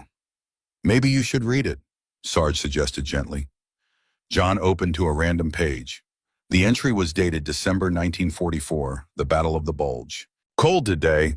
Johnny made us laugh by doing impressions of the sergeant. Kid's got a gift for comedy. Keeps our spirits up when everything else is trying to drag us down. Don't know what I'd do without him. John's vision blurred. He thought I kept his spirits up. He flipped to another entry, June 1944, right after D-Day. Johnny saved my life today. Pulled me behind cover when the bullets started flying. I froze. Just stood there like an idiot. But Johnny grabbed me and hauled me to safety. I owe him everything. Dad, Richard said softly. Keep reading. John found the last entry, the day before Tommy died. If something happens to me, I hope Johnny knows he's the best friend I ever had. He's the bravest man I know, even though he doesn't believe it. He saved 5 guys from a burning tank last week. They're giving him a medal. He deserves 100 medals. He deserves to make it home. If one of us has to die, I hope it's me. Johnny's got too much life in him to waste in this war. John's hands were shaking so hard he dropped the journal. Richard picked it up and kept reading aloud. I made Johnny promise me something last night. If I don't make it, he has to live enough for both of us. No survivor's guilt, no punishing himself. Just living, really living, being happy. That's all I want, for Johnny to be happy. The attic was silent except for John's ragged breathing. He didn't want you to suffer, Sarge said, but I did. For 78 years I suffered. Then stop, Richard said, voice cracking. Stop suffering. Honor his memory by doing what he asked. Be happy. John looked at his son, tears streaming down both their faces. I don't know if I remember how. Then learn. We'll help you. Maria appeared at the top of the attic stairs. I'm sorry to interrupt, but the Good Morning America crew is here. They want to start in 30 minutes. John wiped his eyes. I can't go on TV like this. Yes, you can, Sarge said. You go on exactly like this. Raw, honest, real. That's what people need to see. 20 minutes later, John was sitting in his living room wearing the same Hells Angels vest from yesterday. The news crew had set up lights and cameras. Robin Roberts herself was there, having flown in overnight. Mr. Winters, thank you for doing this, she said, shaking his hand. I'm not sure what I'm supposed to say. Just tell your story. That's all anyone wants to hear. The cameras started rolling. Robin began with softballs, where he was from, how long he'd lived in Denton, his service record. Then she got to the hard questions. Mr. Winters, when you walked into that pawn shop yesterday, what were you thinking? I was thinking I'd failed as a man, failed as a veteran, failed as someone who was supposed to be able to take care of himself. And now, after everything that's happened, John looked around the room, at the bikers who'd worked all night, at Sarah who'd refused to let him sell his medals, at Richard who'd come back after 15 years, at the news crew broadcasting his story to millions. Now I'm thinking maybe I didn't fail. Maybe I just forgot how to ask for help. What do you want people to know? John took a deep breath. I want them to know that there are thousands of veterans out there just like me. Proud, struggling, too ashamed to ask for help. And I want them to know that it's okay to ask. That asking for help isn't weakness, it's survival. What would you say to veterans watching this right now? I'd say you're not alone. I thought I was alone. I thought nobody cared. But I was wrong. People do care. They just need to know you need help. So tell someone, call the VA, call a friend, call these bikers. He gestured to Sarge. Just don't suffer in silence like I did. Robin turned to Sarge. And the Hells Angels. What made your organization step up? This is what we do. We take care of veterans. It's not charity, it's duty. These men and women bled for our freedom. The least we can do is make sure they can eat. You've mobilized hundreds of bikers across multiple states. And we'll mobilize thousands more if we have to. This isn't stopping with John Winters. We're creating a network. Every chapter is going to start a Veterans Assistance Program. Food, housing, medical care, whatever they need. Robin's eyes were shining. That's incredible. It's necessary. She turned back to John. I understand your son is here. Richard stepped into frame, looking uncomfortable. Yes, ma'am. You two hadn't spoken in 15 years. No, ma'am. What changed? Richard looked at his father. I saw him on TV trying to sell his medals, and I realized what a selfish coward I'd been. My father is a hero, and I treated him like he didn't matter. I'm here to make that right. Mr. Winters, how do you feel about your son being here? John was quiet for a long moment. I'm not sure yet. Part of me is angry. Part of me is grateful. Mostly I'm just tired of being angry. Life's too short. Are you willing to forgive him? I'm willing to try now. Robin smiled. That's all any of us can do. The interview continued for another 20 minutes. They talked about the GoFundMe, the presidential call, the outpouring of support. Finally, Robin asked the question John had been dreading.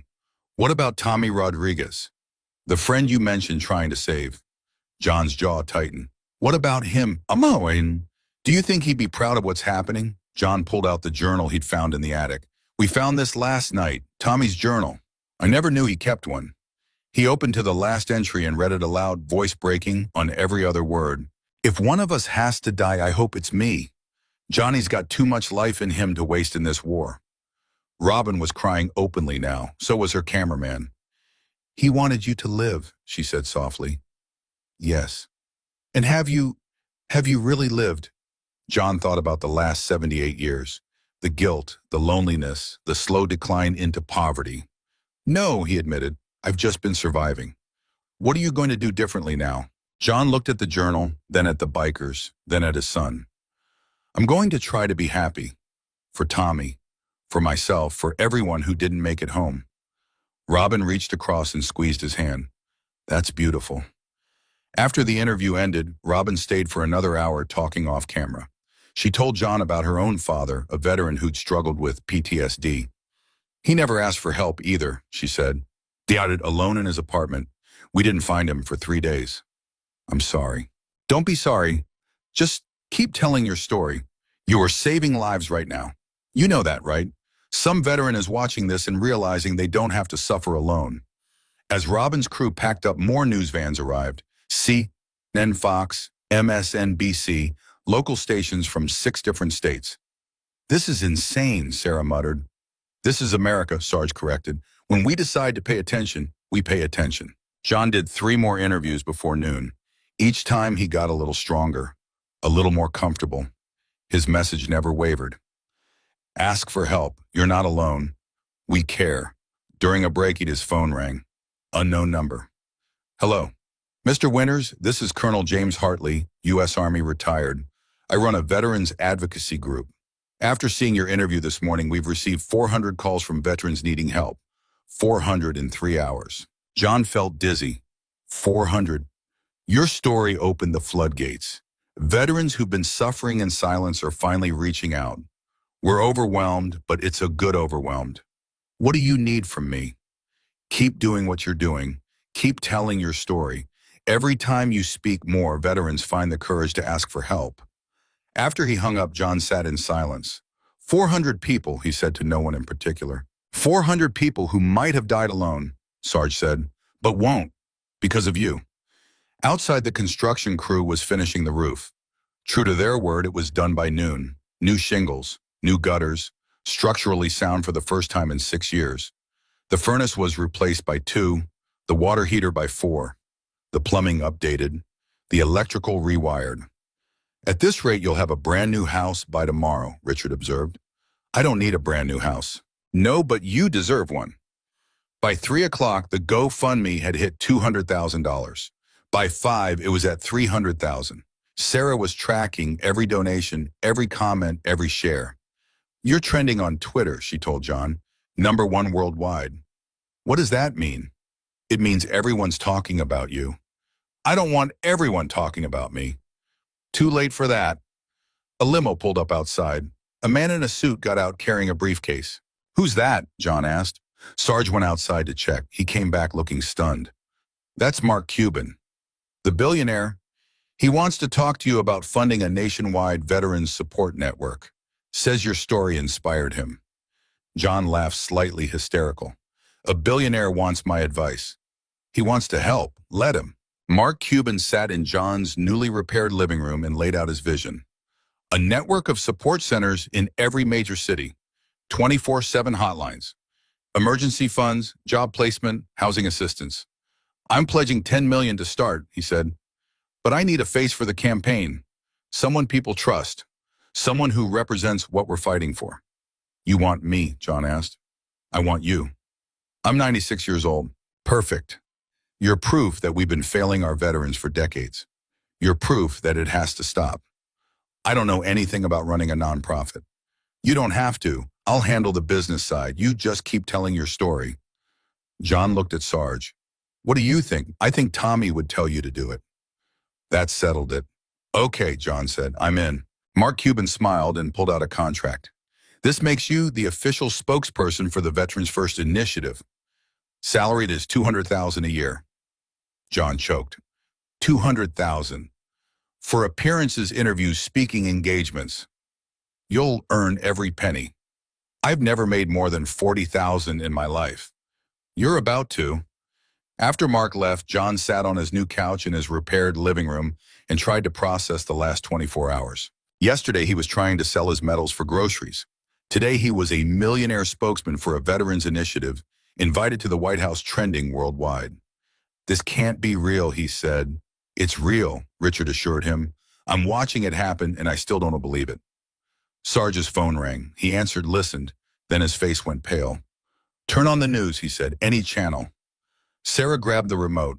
Every station was showing the same thing. The VA secretary had resigned.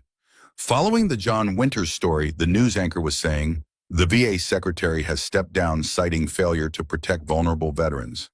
The president has announced a complete overhaul of the benefits system." John stared at the screen, unable to speak. One story, one pawn shop, one Facebook post, and the entire system was changing. "You did this," Sarah whispered. "I didn't do anything. I just tried to sell my medals. And you changed the world." The phone rang again, and again, and again. Oprah wanted an interview.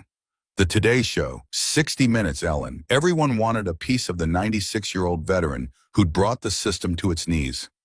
John looked at Tommy's journal, still sitting on the coffee table. "I hope this is what you meant," he whispered. "I hope this counts as living." And somewhere, somehow, he felt like Tommy was smiling. The White House called at 6 in the morning, 3 days after John's story broke. Richard answered the phone because John was finally sleeping. Truly sleeping for the first time in years. "This is Chief of Staff Morrison. We need to move up Mr. Winters' visit. The president wants him here tomorrow." "Tomorrow? That's impossible. He's exhausted. He's done 32 interviews in 3 days."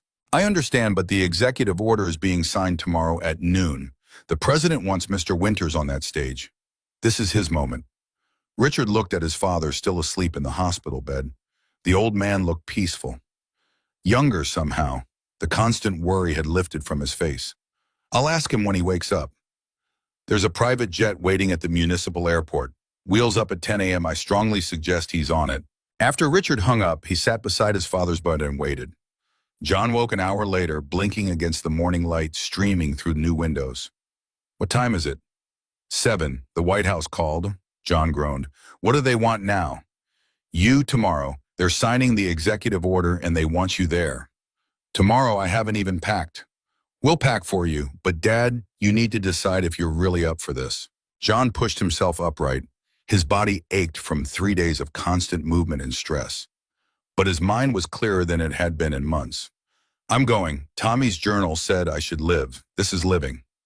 Sarah arrived 30 minutes later with clothes she'd bought using GoFundMe money. A new suit, new shoes, everything tailored to fit John's thin frame. "Try these on," she said, laying everything on the bed. John looked at the price tags and nearly fainted. "This suit costs $2,000. You're meeting the president. You're not wearing something from Walmart." "I've never owned anything this expensive." "Get used to it. You're a spokesman now. Image matters." While John changed, Sarge gathered the bikers for a meeting outside. "We've got a problem," he said quietly. "Death threats." Maria's face went hard. "Against John? 3 so far, all anonymous, all claiming he's a fraud using the system for attention." "Are they credible?" "FBI's investigating, but we're not taking chances. 6 of us are going to Washington with him, full security detail." "I'm going too," Keith Brennan said. The Marine veteran who'd confronted them that first day had become one of John's most devoted protectors. "Good. We need all the eyes we can get." Inside, John was struggling with his tie. Richard stepped in to help. "Here, let me." Their hands touched briefly as Richard adjusted the knot. It was the first physical contact they'd had since the hug that first night. "Thank you," John said quietly. "For what?" "Staying. I thought you'd leave once the cameras went away." "The cameras haven't gone away." "You know what I mean?" Richard finished the tie and stepped back. "I'm not leaving, Dad. Not again, I promise." "People break promises." "Not this one. I swear on Mom's grave." John's eyes filled with tears. "Don't make promises you can't keep." "I'm not. I quit my job." "What?" "Yesterday I quit. I'm moving back to Denton. I'm going to help you with all this, the foundation, the interviews, everything. You had a good job, a life. I had a hollow existence. This matters. You matter. Mom would want me here." John pulled his son into a hug, both men crying again. Sarah knocked gently. I hate to interrupt, but the car's here. We need to get to the airport. The drive to the municipal airport took 20 minutes. News vans followed them the entire way. At the airport, a sleek private jet waited, engines already running. John stopped at the bottom of the stairs. I've never flown in anything like this. First time for everything, Sarge said, guiding him up. The interior was luxury incarnate, leather seats, mahogany trim, a full bar. This is how the other half lives, Keith muttered. John sat in a window seat, pressing his face to the glass like a child. I can't believe this is happening. The jet took off smoothly. John watched Texas disappear below, replaced by clouds. His phone rang. Patricia Chen. John, the GoFundMe just hit $5 million. He nearly dropped the phone. 5 million, 5.2 actually, and Mark Cuban matched it. The Veterans First initiative is launching with over 10 million in funding. That's impossible. That's America when it decides to care. How are you feeling? Terrified, grateful, overwhelmed. That's normal. Call me after the signing. I want an exclusive interview. After she hung up, John stared out the window, trying to process everything. You okay? Richard asked. No, but I'm getting used to not being okay. 2 hours later, they landed in Washington. 3 black SUVs waited on the tarmac. Secret Service, Sarge explained. You're considered a VIP now. The motorcade drove through D.C. sirens, clearing traffic. John watched the monuments pass by. The Lincoln Memorial, the Washington Monument, the Capitol Building. I was here once before, he said. 1946, Victory Parade. I was 20 years old and I thought I owned the world. How does it feel now? Like I'm 20 again, and 96, and every age in between. They pulled up to a hotel, not just any hotel. The Willard Intercontinental. President, stay here, the driver said. You're in the Lincoln Suite. The suite was bigger than John's entire house. A bedroom, a living room, a dining room, marble bathrooms. John stood in the middle of it all, turning slowly. This is too much. Get comfortable with too much, Sarge advised. This is your life now. A knock at the door. Secret Service entered first, then a woman in a sharp pantsuit. Mr. Winters, I'm Jennifer Ross, White House Deputy Communications Director. We need to prep you for tomorrow. Prep me how? The president will make a speech. You'll stand beside him. When he signs the executive order, you'll be in the shot. After, you'll say a few words. 3 minutes maximum. What do I say? Whatever's in your heart, but keep it focused. Thank the president. Thank the American people. Talk about the need for change. I'm not a speechwriter. You don't need to be. Just be honest. That's what got you here. They rehearsed for 2 hours. John stumbled through his words, nervous and uncertain. Jennifer remained patient. You're overthinking it. Tomorrow, just speak from the heart. That evening, Richard ordered room service, steaks, lobster. John stared at his plate. I haven't eaten like this since my wedding. Enjoy it. I feel guilty. Why? Because there are veterans out there eating out of trash cans while I'm in a suite eating lobster. That's exactly why you're here, to make sure they don't have to eat out of trash cans anymore. John picked up his fork, but his hands were shaking too badly. Richard quietly cut his meat for him. I hate being this weak. You're not weak, you're 96. Same thing. No, it's not. Weak is giving up. You're still fighting. After dinner, John stood at the window looking out over Washington. Somewhere out there in the White House, the president was preparing to change policy because of him. Tommy should be here, he whispered. Richard stood beside him. Maybe he is. You don't believe in that stuff. I didn't. But after everything that's happened, I'm starting to. John's phone buzzed. A text from an unknown number. You're a fraud. You don't deserve any of this. Real heroes don't beg for attention. He showed it to Sarge, who immediately alerted Secret Service. 4th threat today, Sarge said grimly. They're taking it seriously. Should I be worried? We're worried for you, Al. You just focus on tomorrow. But John couldn't sleep that night. He lay in the massive bed, staring at the ceiling, anxiety eating him alive. What if he messed up the speech? What if he embarrassed himself? What if people realized he wasn't special, just a lucky survivor who'd lived too long? At 3 a.m., he got up and found Richard asleep on the couch phone still in his hand. Richard, John whispered. His son jerked awake. What's wrong? I can't do this. Can't do what? Any of it. The speech, the president, all these people expecting me to be some kind of hero. I'm not a hero. I'm just an old man who got lucky. Richard sat up, rubbing his eyes. You really believe that? Yes. Then you're an idiot. John blinked. Excuse me. You heard me. You're an idiot if you think this is about luck. You survived Normandy. You survived the Battle of the Bulge. You survived losing your best friend. You survived losing Ma. You survived poverty and neglect in a system that tried to kill you through indifference. And you're still here, still fighting. That's not luck, Dad. That's heroism. I tried to sell my medals for groceries. And instead of quietly accepting defeat, you walked into that pawn shop with your head high and your shoes polished.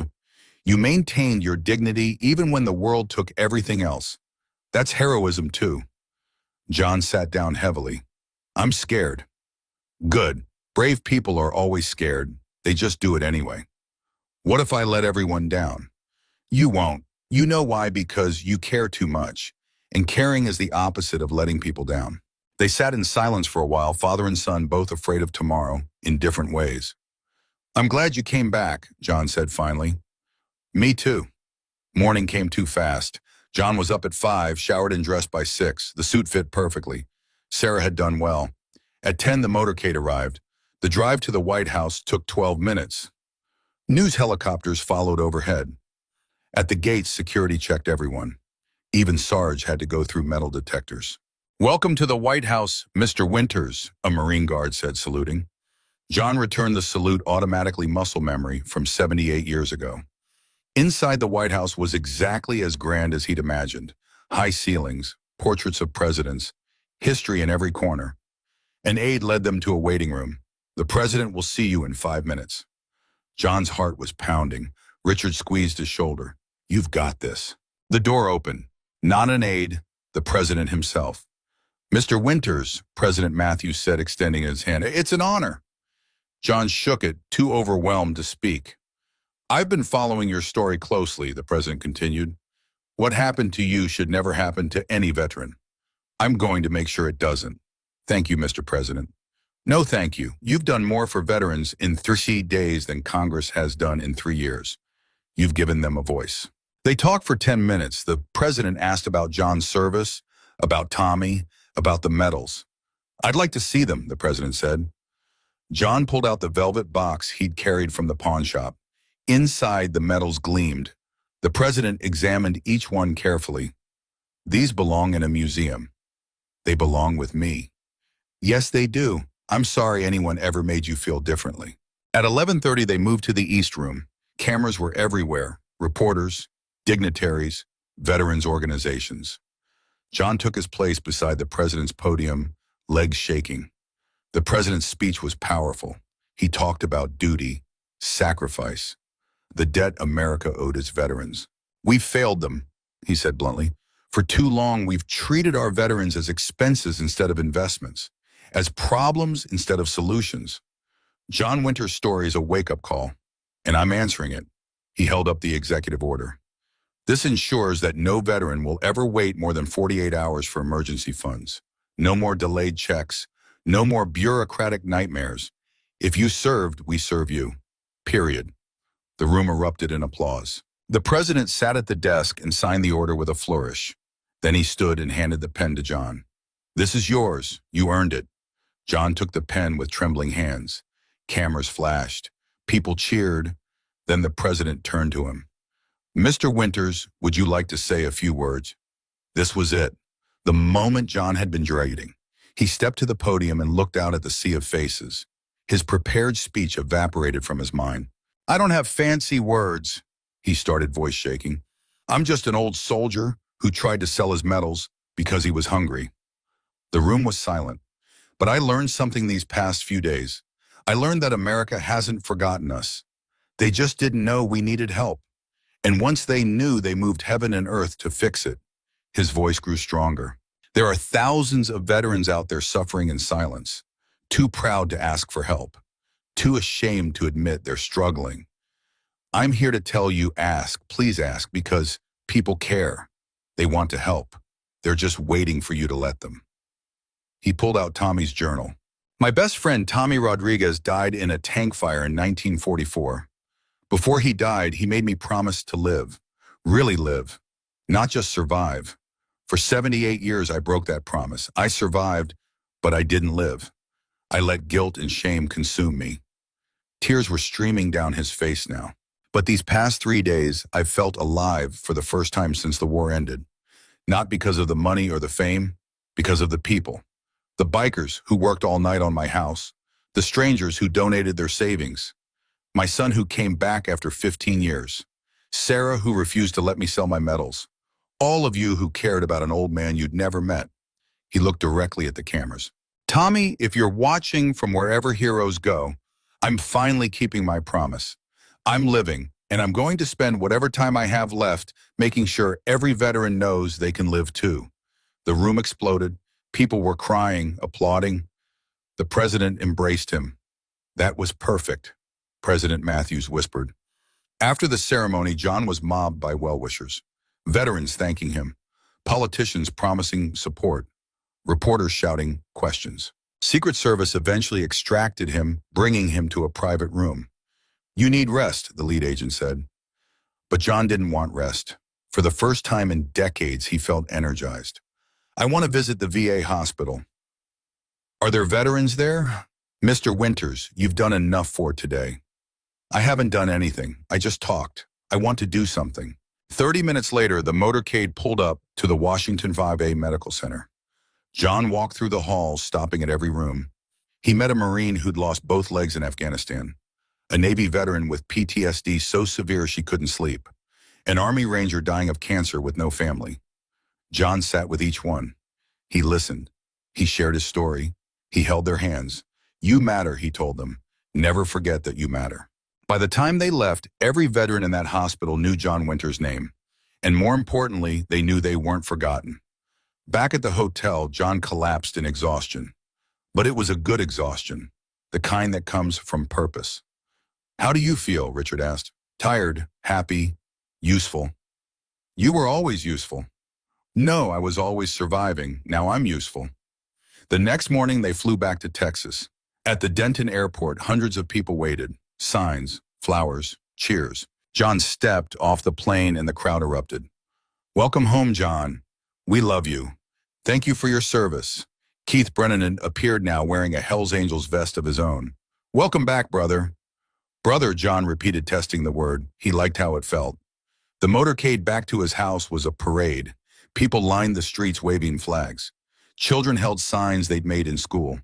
When they pulled up to his house, John gasped. It wasn't just repaired, it was transformed. New siding, fresh paint, a ramp for accessibility, solar panels on the new roof. The bikers kept working, Sarge explained. We figured you deserved a real homecoming. Inside, the changes were even more dramatic. New furniture, updated kitchen, bathrooms renovated. Photos of John's service hung on freshly painted walls. And in the living room, a glass case containing Tommy's journal positioned where John could see it every day. So you never forget to live, Maria said softly. John stood in his transformed home, surrounded by bikers and family and friends, and finally let himself believe it. This was real. The help was real. The love was real. He wasn't alone anymore. Sarah pulled out her laptop. The Veterans First Initiative officially launches next week. They want you at the ribbon cutting. How many centers are we opening? 50 in 50 cities, all because of you. Not because of me, because people decided to care. Same thing, Richard said. Over the next weeks, John's life became a whirlwind. Interviews, speaking engagements, veterans events. But he never complained. This was his purpose now. The GoFundMe eventually topped $8 million. Every penny went to veterans' causes. John kept only what he needed to live comfortably. The rest he gave away. Tommy would approve, he'd say whenever someone questioned his generosity. 6 months after that day in the pawn shop, John stood at the opening of the Dallas Veterans First Initiative Center. It was a beautiful facility, medical care, job training, emergency housing, everything a struggling veteran might need. Mr. Winters want to cut the ribbon, the mayor asked. John looked at the scissors, then at the crowd of veterans gathered to see the center. No, he said. Let them do it. He handed the scissors to a homeless veteran he'd met that morning, a young woman who'd served in Iraq and come home to nothing. This is for all of us, John told her, not just me. She cut the ribbon with tears streaming down her face. That evening, John sat on his new porch with Richard watching the sunset.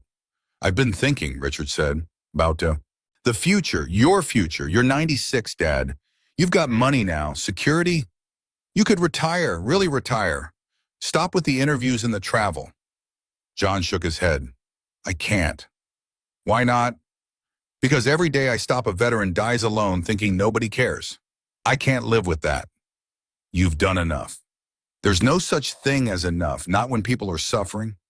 Richard smiled. Mom would be proud of you. You think so? I know so. She always said you had a big heart. You just kept it locked up after Tommy died. But it's open now, and it's changing the world. That night, John pulled out Tommy's journal and read the last entry again. If I don't make it, I hope Johnny knows he's the best friend I ever had. I made Johnny promise me something last night.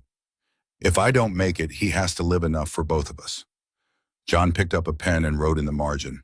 I kept my promise, Tommy. I'm finally living, and I won't stop until every veteran knows they can live too.